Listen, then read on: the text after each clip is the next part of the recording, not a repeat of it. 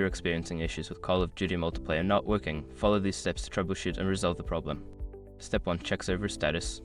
Visit the official Call of Duty website or social media channels to check if there are any server outages or maintenance announcements. If the servers are down, you will need to wait until they are back online. Step 2. Restart your game. Close the game completely and restart it.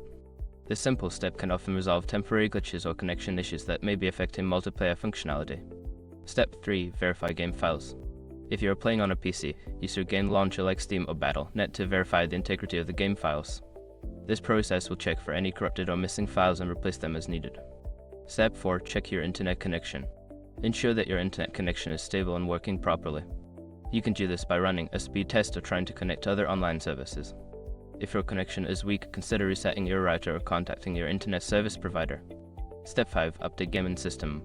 Make sure that both your game and gaming system console or PC are updated to the latest versions. Updates often include bug fixes and improvements that can resolve multiplayer issues. By following these steps, you should be able to troubleshoot and fix the multiplayer issues in Call of Duty. If problems persist, consider reaching out to customer support for further assistance.